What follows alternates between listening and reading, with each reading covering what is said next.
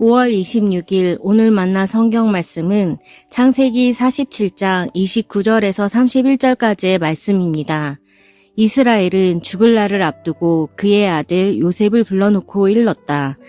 내가 이 아버지에게 효도를 할 생각이 있으면 너의 손을 나의 다리 사이에 넣고 내가 인애와 성심으로 나의 뜻을 받들겠다고 나에게 약속하여라. 나를 이집트에 묻지 말아라. 내가 눈을 감고 조상들에게 돌아가면 나를 이집트에서 옮겨서 조상들께서 누우신 그곳에 나를 묻어다오. 요셉이 대답하였다. 아버지 말씀대로 하겠습니다. 야곱이 다짐하였다. 그러면 이제 나에게 맹세하여라. 요셉이 아버지에게 맹세하니 이스라엘이 침상맡에 엎드려서 하나님께 경배하였다. 아멘. 오늘 만나로 만나주시는 하나님을 기대합니다. 오늘 우리가 함께 읽은 본문의 이야기는 야곱이 이집트 땅에서 살기 시작한 지 7년이 되던 해에 벌어집니다. 죽음을 앞둔 야곱은 사랑하는 아들 요셉을 불러 조상들이 묻힌 그곳에 묻히고 싶다는 바람을 전달하죠.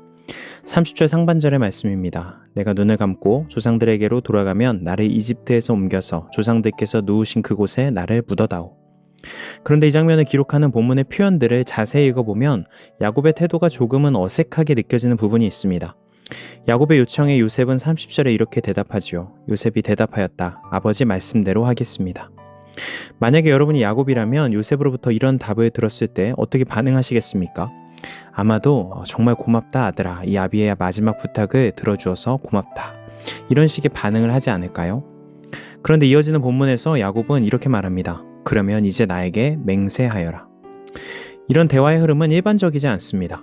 충성스럽고 믿을만한 아들이 아버지의 부탁을 정확하게 이행할 것이라며 걱정하지 말라고 했음에도 불구하고 그것만으로는 안 되니 맹세하라고 재촉하고 있는 것이죠. 다시 말해 야곱은 아직 마음 한편에 불안이 남아 있었던 것입니다. 요셉이 다시 맹세하자 그제서야 야곱은 침상 머리맡에 몸을 기대어 하나님께 경배합니다. 마치 오래 붙들고 있던 두려움과 부담 하나를 비로소 내려놓은 사람처럼 보입니다. 야곱의 이런 행동들의 저변에 감추어져 있는 배경은 무엇일까요? 27절 말씀에 첫 번째 배경이 기록되어 있습니다. 이스라엘 자손은 이집트의 고센 땅에 자리를 잡았다. 거기에서 그들은 재산을 얻고 생육하며 번성하였다. 야곱의 가족들은 이제 더 이상 떠돌아다니는 유목민이 아니었습니다. 삶은 점점 안정되어 갔고 자손들은 번성하기 시작했지요. 얼핏 보면 하나님께서 창세기 1장 28절에 주셨던 생육하고 번성하라는 축복의 말씀이 이집트 땅에서 현실화되고 있는 것처럼 보이기도 합니다. 그런데 바로 이 지점에서 야곱은 불편함을 느꼈던 것 같습니다. 사람은 누구나 고난보다 풍요 속에서 더 쉽게 방향을 잃기에 이대로 가나안 땅을 향한 하나님의 약속을 망각해버리게 될 자신의 자손들이 걱정되었겠지요. 그래서 그는 죽음을 앞둔 순간까지 자신의 몸을 약속의 땅으로 향하게 합니다. 우리가 지금 여기에서 살아가고는 있지만 우리의 뿌리는 여기에 있지 않다. 우리를 살게 한 땅은 이집트이지만 우리를 부르신 하나님은 여전히 약속의 땅으로 우리를 이끄시는 분이다.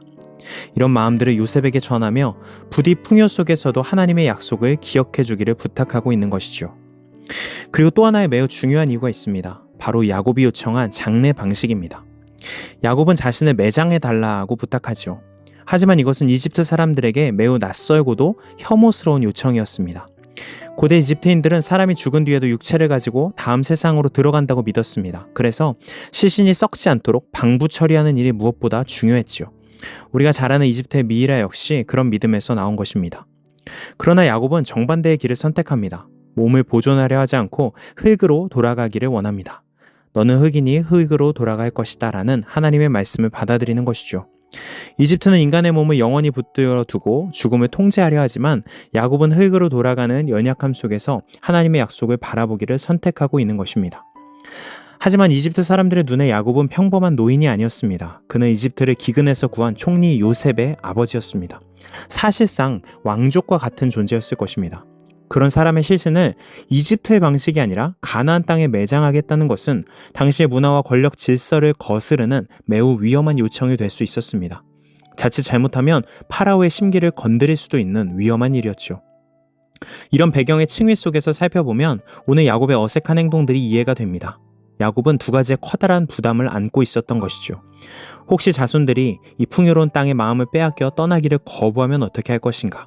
그리고 요셉이 자신의 자리와 권세를 지키기 위해 매장하기를 난처하게 여기고 거부하면 어떻게 할 것인가?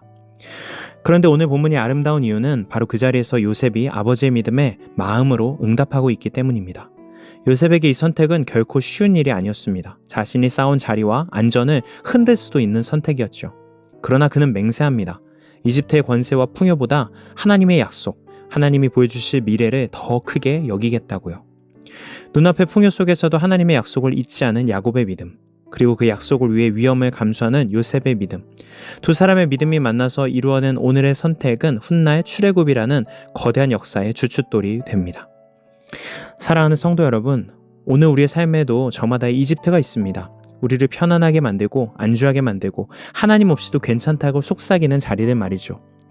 하지만 믿음은 지금의 풍요를 넘어서서 하나님의 약속을 잊지 않는 감각입니다. 그리고 때로 믿음은 우리에게 손해를 감수하는 선택을 요구하기도 하죠.